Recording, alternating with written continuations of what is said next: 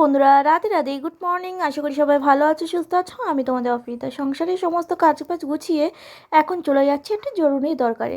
যেহেতু আমি এখনও পর্যন্ত ভোটার হতে পারিনি, তাই ভোটার হওয়ার জন্য কিন্তু ভোটারের হিয়ারিংয়ের জন্য কিন্তু আমাকে যেতে হচ্ছিল। তো আমি একদমই রাস্তাঘাট চিনি না, তাও আমাকে একা একা যেতে হচ্ছিলো। তোমাদের সাথে এরকম কাদের কাদের হয় হঠাৎ মাত্র এরকম হিয়ারিংয়ের ডাক পড়লো আর তোমাদেরকে দৌড়াতে হয় কাগজপত্র নিয়ে?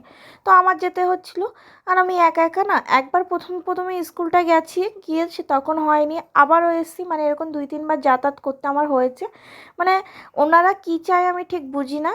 একবারেই বললে হয়ে যায় সব কাগজপত্র, কিন্তু একটু একটু করেই বলছিল। তারপর ফাইনালি কিন্তু সব কাজবাজ মিটিয়ে চলে এসেছিলাম বাড়ি। আর আমার প্রচণ্ড শরীরটা খারাপ লাগছিলো, এতটা শরীর খারাপ লাগছিলো কি বলবো তোমাদের সাথে।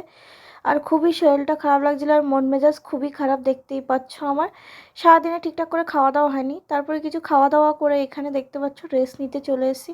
আর বাইরে দিয়ে সুন্দর একটা রোদ্দুর ঘরের ভেতরে এসে পড়ছিল, তার জন্য ভালো লাগছিলো, তাই একটু রোদ্দুরে দিকে তাকিয়ে বসেছিলাম। জানি সারাদিনে বাড়ি একা থাকতে হয়, তাই মন মেজাজ ভালো থাকে না। আবার কালকে তো আমার জন্মদিন, তো সব কিছু মিলিয়ে একটু মন খারাপই ছিল, কারণ কারো কাছে যেতে পারবো কি পারবো না এটার জন্য। তারপর বিকালে ঘুম দিয়ে উঠেই কিন্তু আমি আর চুলটা খুলিনি, এইভাবেই কিন্তু চলে যাচ্ছি দোকানে।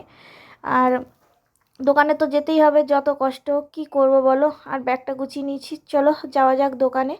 আর এখানে আমি ঘরটা লক করে নিচ্ছি ঠিকঠাক করে, যাতে লক খুলে না যায়, কারণ তালাটা কিছুটা অসুবিধা হচ্ছিলো। তার জন্য ভালোভাবে টেনে টেনে দেখে নিচ্ছি যে লকটা ঠিক আছে কিনা। ঠিক আছে, তো এবার চলে যাচ্ছি দোকানে।